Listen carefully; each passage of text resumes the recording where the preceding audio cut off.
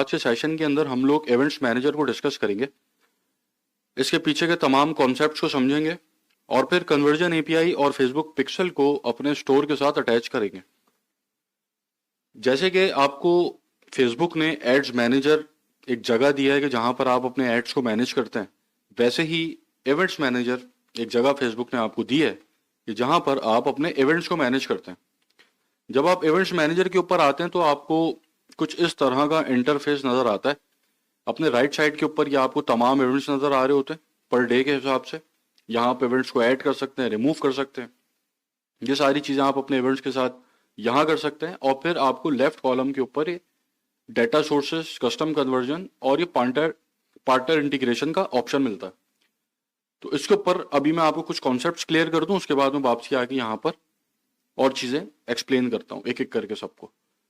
तो सबसे पहले डेटा सोर्सेस है। डेटा सोर्सेस सिंपली वो सोर्स है कि जिसकी वजह से आप तक इवेंट्स पहुंच रहे हैं। पहले मैं इवेंट्स एक्सप्लेन कर दूं, उसके बाद डेटा सोर्सेस के ऊपर मैं आता हूं।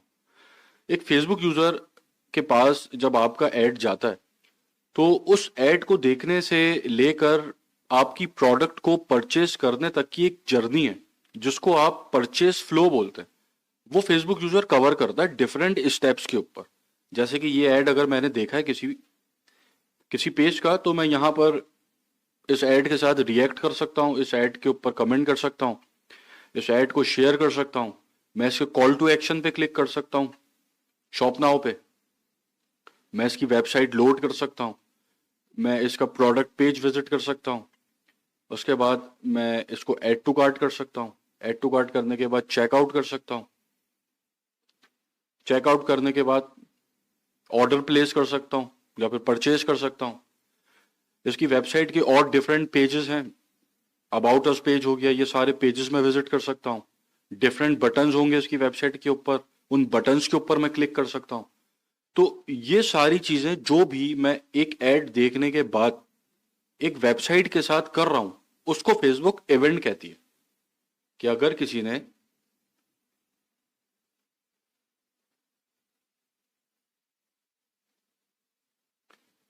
किसी ने इस शॉप बटन के ऊपर क्लिक किया है तो ये एक इवेंट है।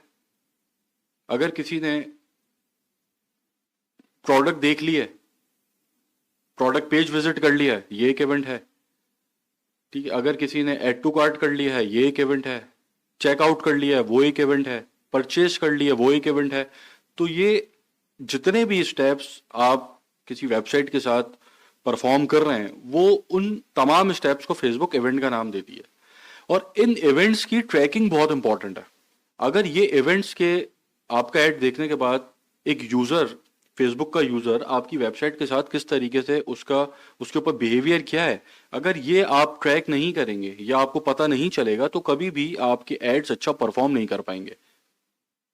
तो ये चीज फेसबुक के लिए भी पता लगना जरूरी है और आपके लिए भी पता लगना जरूरी है कि आपकी वेबसाइट के साथ एक यूजर किस तरीके से बिहेव कर रहा है, कौन से पेजेस विजिट कर रहा है, किन बटन्स के ऊपर क्लिक कर रहा है। अगर उसने ऐड टू कार्ट किया है, चेकआउट इनिशिएट क्यों नहीं किया, चेकआउट इनिशिएट कर लिया, परचेज क्यों नहीं की, ये सारा डाटा आपके पास होना चाहिए। तो सबसे पहले बात कर लेते हैं कि ये डाटा फेसबुक के लिए क्यों जरूरी है पता होना। फिर हम आते हैं कि हमारे लिए क्यों जरूरी है। अब ये डाटा फेसबुक के लिए पता होना इसलिए जरूरी है, फॉर एग्जाम्पल से समझते हैं कि ये एक एड कैंपेन है आपकी, या आपने एक अपना एड डिजाइन किया है और ये रही फेसबुक की ऑडियंस। फेसबुक आपका एड अपनी ऑडियंस तक लेके गई, समझे एक बंदे के पास यहाँ पे लेके गई, ये बंदा नंबर 1 है, फेसबुक का यूजर 1 है, इसने आपका ऐड देखा और आपसे परचेज कर लिया। अब ये जो परचेज इसने आपसे जैसे ही किया, फेसबुक ने इस फेसबुक प्रोफाइल को कि जिसने आपसे आपकी प्रोडक्ट बाय कर लिए, उसको कर लिया साइट पे और उसकी तमाम डिटेल्स को अलग कर लिया कि उसका फुल नेम क्या है, लास्ट नेम क्या है, उसका फर्स्ट नेम क्या है, उसका सिटी कौन सा है, कंट्री कौन सा है, उसका फोन नंबर क्या है, उसका ईमेल क्या है, उसकी एज क्या है, कब पैदा हुआ है, डेट ऑफ बर्थ क्या है। ये सारा डाटा फेसबुक के पास जो अवेलेबल था उस प्रोफाइल का, वो फेसबुक ने अलग कर लिया और साथ यूजर बिहेवियर भी अलग कर लिया। ये देख लिया कि ये यूजर अमूमन किस तरह परफॉर्म करता है एड्स देखने के बाद। अब जब किसी दूसरे यूजर के पास आपका एड फेसबुक लेके जाएगी तो ये जो यूजर नंबर 1 था जिसने परचेज की थी, इसके डाटा की बेसिस के ऊपर लेके जाएगी। अगर ये ऐड अगर अब आपका किसी दूसरे यूजर के पास जाता है, यूजर 2 के पास जाता है, तो अब फेसबुक की कोशिश यहां पर यह है कि यूजर 2 जो हो वो यूजर 1 के जैसा हो, क्योंकि फेसबुक ये चाहती है कि उसके प्लेटफॉर्म के ऊपर आपको ज्यादा से ज्यादा परचेजेस मिले, सस्ती से सस्ती परचेजेस मिले, ताकि आप ज्यादा से ज्यादा स्पेंडिंग करें। तो अब फेसबुक का पूरा सिस्टम इस चीज के ऊपर काम करता है कि जो जिस शख्स ने आपसे बाय किया है आपका ऐड फेसबुक के ऊपर देखकर, जो कोई अगला बंदा आपका ऐड देखे तो वो फिर उस ही जैसा हो कि जो जैसा यूजर 1 था, उसका बिल्कुल, इवन जो उसका नाम है यूजर 1 का, अगर उसके नाम में हुसैन आ रहा है तो फिर फेसबुक सबसे पहले कोशिश ये करता है कि हुसैन नाम का बंदा देखोगे जिसके अंदर बाकी की सारी क्वालिटीज यूजर 1 वाली हो, मतलब नाम तक मैच करता है। तो ये जो मैचिंग है, ये मैचिंग होती है ट्रैकिंग की बेसिस के ऊपर, कि अगर फेसबुक को ये पता ही नहीं चलेगा कि उसकी वेबसाइट के ऊपर जाकर किसने बाय किया, किसने ऐड टू कार्ट किया, चेकआउट तक कौन गया, कौन से पेजेस विजिट किए, अगर ये डाटा फेसबुक को नहीं पता तो फेसबुक उसके जैसे दूसरे बंदे तक आपका ऐड लेके नहीं जा पाएगी। अगर नहीं जा पाएगी तो आपको ऐड बहुत महंगे पड़ेंगे, आपको परचेज ही नहीं आएगी। तो ये कॉन्सेप्ट है इसके पीछे का कि फेसबुक के लिए ट्रैकिंग क्यों जरूरी है। अगर आप बिना पिक्सल लगाए अपनी वेबसाइट के ऊपर ऐड चलाते हैं, अपने स्टोर के ऊपर, तो वो बेकार है, आपके ऐड कभी परफॉर्म नहीं कर सकते। पिक्सल क्या होता है अभी मैं बताता हूं। तो ये जो सारी ट्रैकिंग, परचेज बिहेवियर, ये पूरा जो फेसबुक ट्रैक कर रही है, ये ट्रैक करती है पिक्सल की मदद से। ये सारी ट्रैकिंग फेसबुक पिक्सल की मदद से करती है। पिक्सल कुछ भी नहीं है, एक कोड होता है कि जो आप अपनी वेबसाइट के ऊपर लगा देते हैं, और उस कोड को लगाने के बाद फेसबुक जो है कनेक्ट हो जाती है आपकी वेबसाइट के साथ। जैसे अभी अगर आपने पिक्सल अपनी वेबसाइट पे नहीं लगाया हुआ, तो फेसबुक के पास सिर्फ इतनी ही नॉलेज है कि जो उसके प्लेटफॉर्म के साथ इंटरेक्शन हुआ है, जैसे कि ये ऐड मैंने देखा है, अब इस ऐड के ऊपर मैं लाइक कर लूंगा, कमेंट कर लूंगा, शेयर कर लूंगा, या फिर क्लिक कर दूंगा इस ऐड पे। अब क्लिक करने के बाद मैंने इसकी वेबसाइट पूरी लोड की है या नहीं की, फेसबुक को यह भी नहीं पता कि लैंडिंग पेज व्यू हुआ है या नहीं हुआ। एक होता है लिंक क्लिक, एक होता है लैंडिंग पेज व्यू। तो लैंडिंग पेज व्यू आपको बिना पिक्सल के नहीं पता चल सकता, लिंक क्लिक आपको बिना पिक्सल के पता चल सकता है, क्योंकि लिंक क्लिक हो रहा है फेसबुक पे, लैंडिंग पेज व्यू हो रहा है उसके स्टोर पे, जो कि एक्सटर्नल है, एक्सटर्नल साइट है।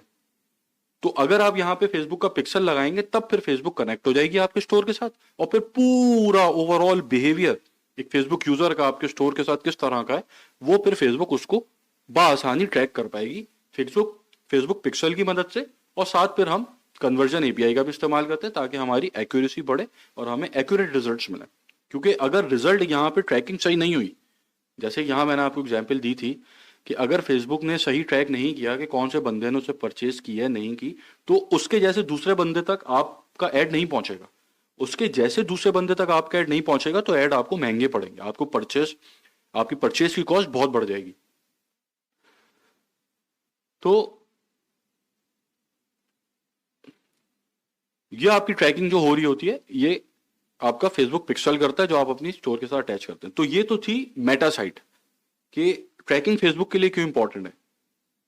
अब आपके लिए भी ये रिजल्ट्स बहुत इंपॉर्टेंट है। कैसे इंपॉर्टेंट है उसको भी मैं आपको एक एग्जांपल से बता देता हूं।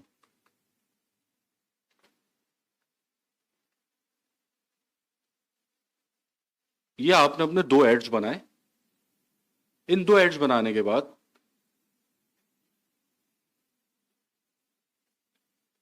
आपका ऐड देखकर 1000 लोग आपकी प्रोडक्ट पेज तक आ गए, या फिर आप इसको कहते हैं लैंडिंग पेज व्यू। यहां पे भी इस ऐड के ऊपर, ये ऐड नंबर 2 है, ये ऐड नंबर 1 है, ऐड नंबर 2 के ऊपर भी लैंडिंग पेज व्यू 1000 हो गए। अब इन 1000 लोगों में से आपकी add to cart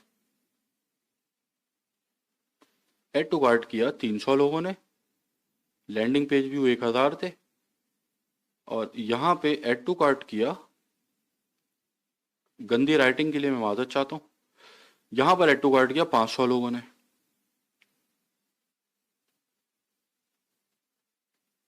add to cart के बाद आ गए आप इस पेज पे, चेकआउट पेज पे। इन 300 लोगों में से चेकआउट इनिशिएट किया 100 लोगों ने, और इन 500 लोगों में से चेकआउट इनिशिएट किया 200 लोगों ने, और फाइनली ये फॉर्म भरने के बाद ऑर्डर प्लेस किया एड नंबर 1 में 50 लोगों ने परचेस किया, और एड नंबर 2 ने परचेस किया 110 लोगों ने। अब ये जो डाटा है ये आपके लिए बहुत इंपॉर्टेंट है। अगर फेसबुक चाहे तो आपको सिर्फ इतना बता सकती है कि एड नंबर 1 ने आपको 50 परचेजेस दिए, या फिर एड नंबर 2 ने आपको 110 परचेजेस दिए, लेकिन इस 50 और 110 की बेसिस के ऊपर आप कभी ये पता नहीं लगा सकते कि वाकई में सच में कौन सी कैंपेन मेरे लिए विनिंग कैंपेन है। सिर्फ परचेज के अमाउंट के कॉस्ट क्या पड़ी है, क्वांटिटी क्या है, इसकी बेसिस के ऊपर सिर्फ आप इस चीज को पता नहीं लगा सकते। इसके लिए आपको प्रिडिक्शन करनी होती है, वो मैं आगे आपको बताऊंगा कैंपेन प्रिडिक्शन किस तरीके से होती है। कि हो सकता है आपकी जो कैंपेन 1 है कि जिसके ऊपर 50 परचेजेस हैं, उसका फ्यूचर उसके अंदर ज्यादा पोटेंशियल हो आगे परफॉर्म करने का बनिस्बत उस कैंपेन के जिसके ऊपर 110 परचेजेस हैं। अच्छा कह रही है तो आगे की बात है, मैं इसके ऊपर बात करूंगा आगे। अभी यहाँ पे ये देख लें कि ये जो डाटा, ये जो स्टेज है, ये अगर ट्रैकिंग आपके पास सही नहीं आ रही तो अब आप अपनी कैंपेन्स को ऑप्टिमाइज नहीं कर पाएंगे। फॉर एग्जाम्पल जैसे कि 1000 लोग आपकी प्रोडक्ट पेज तक आए थे हमारी इस एग्जाम्पल के ऊपर,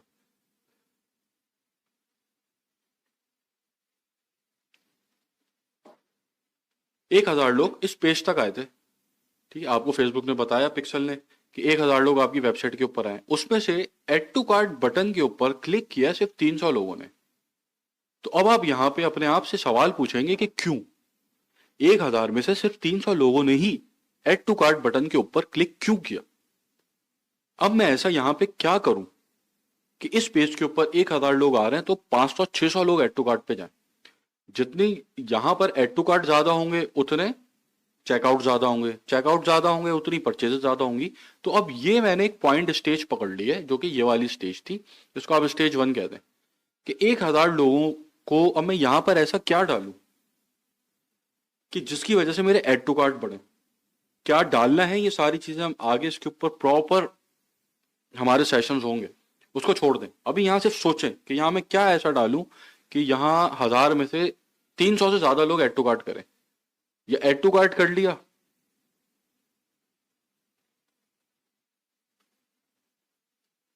अब यहां पर एड टू कार्ट कर लिया, अब मैं यहां पर क्या ऐसा डालूं कि 100 की जगह 250 लोग चेकआउट इनिशिएट करें। अब मैं यहां पे बैठ के सोच विचार कर रहा हूं कि यहां पे अब मैं ऐसा क्या डालूं। चेकआउट कर लिया, अब मैं यहां क्या ऐसा डालूं कि ज्यादा से ज्यादा लोग परचेज करें। अगर मैं यहां पे देख रहा हूं कि बहुत सारे आ रहे हैं चेकआउट्स लेकिन परचेजेस कम आ रही हैं, तो अब मैं यहां पे ये देखूं यार मेरे फॉर्म में कोई मसला तो नहीं, कुछ बहुत ज्यादा डिटेल्स तो मैंने नहीं पूछ ली हैं। जो मेरा फॉर्म ऑर्डर फॉर्म है वो आसान है, वो इनकरेज कर रहा है यूजर्स को कि वो उस फॉर्म को फिल करें।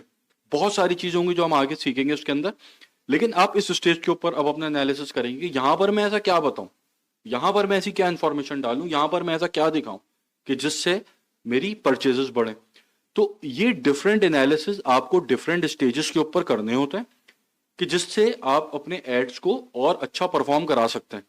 अब ये एनालिसिस अगर आपके पास सिर्फ ये डाटा है कि एड नंबर 1 के ऊपर 50 परचेजेस आ गई, उसके अलावा और कोई डाटा नहीं है कि एड टू कार्ट पे क्या हुआ था, चेकआउट पे क्या हुआ था, लैंडिंग पेज व्यू पे क्या हुआ था, प्रोडक्ट पेज पे क्या हुआ था, ये चीजें अगर आपको नहीं पता होंगी तो आप अपने एड्स को सही स्केल नहीं कर पाएंगे। अब इससे पहले भी मैंने आपको बात की थी कैंपेन प्रिडिक्शन की, कि आप कैंपेन को प्रिडिक्ट करते हैं इस डाटा की बेसिस के ऊपर कि आपकी कैंपेन फ्यूचर में आपको क्या रिजल्ट दे सकती है। जैसे अभी तो ये डाटा आपके आपके सामने है कि एक कैंपेन 1 आपकी 50 परचेजेस दे रही है और कैंपेन 2 आपकी 110 परचेजेस दे रही है, लेकिन पिछला जो स्टेजेस हैं उसके ऊपर भी आप परफॉर्मेंस चेक करते हैं कि वहां क्या परफॉर्मेंस थी, कि जिसके बाद आपको पता लगता है कि एक्चुअल में कौन सी ऐसी आपकी कैंपेन है कि जो फ्यूचर में स्केल हो सकती है। क्योंकि अल्टीमेट गोल हमारा स्केलिंग है, अल्टीमेटली हमें स्केलिंग तक जाना है ना। तो इसका एनालिसिस हम पूरा करते हैं जो आगे हम सीखेंगे इंशाल्लाह। तो तो ये सारी डाटा आप जो है मिस कर देंगे अगर आपके पास ट्रैकिंग आपको नहीं मिल रही होगी। ठीक है, तो इसलिए ट्रैकिंग आपके लिए भी बहुत इंपॉर्टेंट है और ट्रैकिंग मेटा के लिए, फेसबुक के लिए भी बहुत इंपॉर्टेंट है, ताकि एड्स को ऑप्टिमाइज हो सके एड्स उसके। अच्छा, अब हम लोग बात कर लेते हैं कुछ इवेंट्स के ऊपर।